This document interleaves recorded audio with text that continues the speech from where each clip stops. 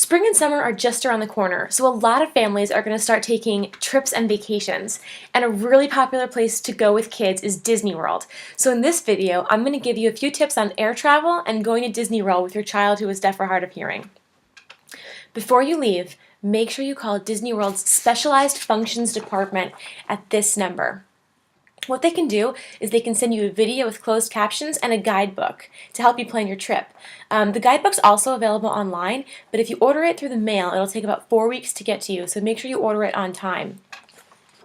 Another really cool thing to know about Disney World is that they can provide ASL interpreters for a lot of their live shows, but you need to call and order it with a minimum of 14 days in advance. So you can call this number 14 days in advance or earlier and request to have an interpreted show for your child.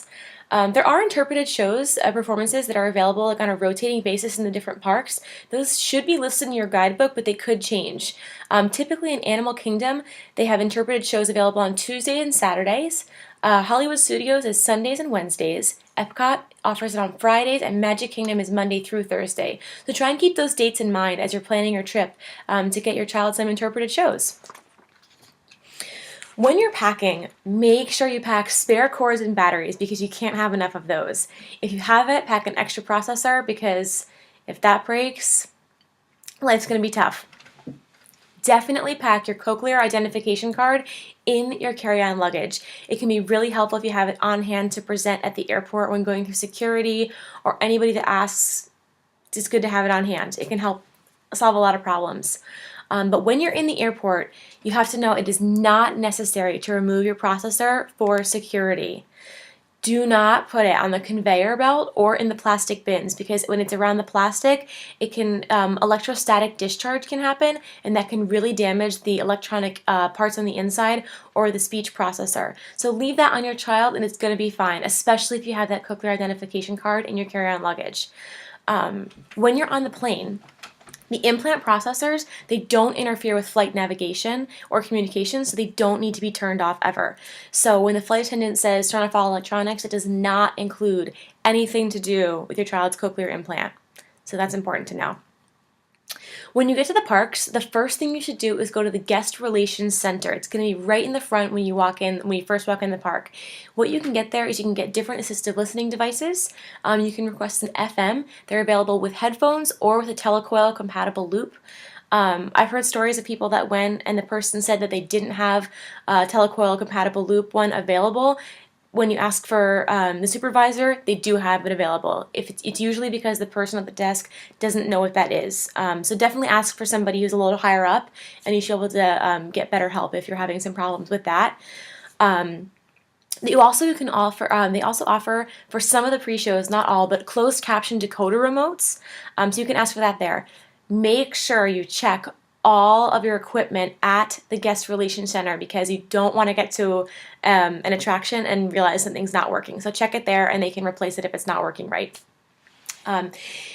In the Disabilities Guidebook that they'll send you or that's available online, some of the attractions are listed that are not listed as accessible, but if you go to the attraction and you ask the staff there, there's usually something they can do to help make it more accessible. It might not be perfect, but it should be enough to help your child enjoy the experience. So always ask. When in doubt, ask.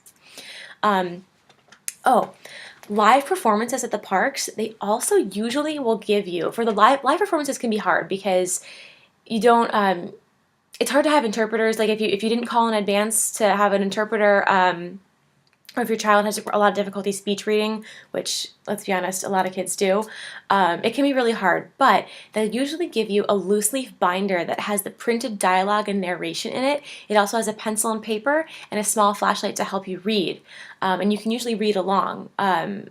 Obviously, it takes their eyes off the show, so it's not ideal, but it's definitely better than nothing, and it can definitely help. If your child is too young to read, a lot of times if you go up to the staff and you explain your issue, explain they're hard of hearing or they're deaf, they need to lip read, they'll often give you a front and center seat, which is awesome. So definitely use that to help give your child the best experience they can have. You'll often get to sit front and center, which is awesome. Okay, if you're going to use reflective captioning. That's a feature that's available at a lot of the attractions. The seating is going to be in the front row, but in order to have that seating, you need to enter the line for the disabled. Don't let the name of that line turn you off from ways that they can give you access to proper hearing. So definitely use that to your advantage and get in the line for the disabled. If an attraction is supposed to be accessible but something was faulty or not working right, speak up and let people know that it wasn't working right. Because what will often happen is they'll fix the equipment and then they'll give you a fast pass to come back at a later time during your stay in Disney World. So you can do the ride again with the proper working equipment, and usually everybody ends happy. Disney World is really, really accommodating with that type of thing. So definitely speak up, and they'll usually fix your problem. Another thing that's available for people with disabilities is it's called a Disability Access Service Card, or DAS card.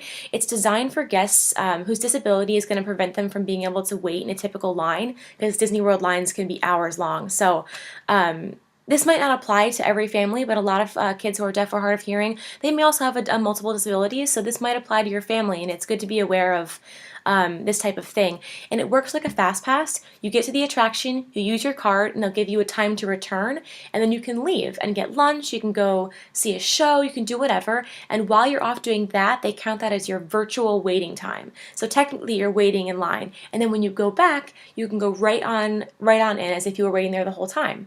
And you can also use that in addition to your fast pass. I don't really know how that works, but you can use them together and at the same time. So I hope this really helped you, and I hope you guys have a great time on your vacations.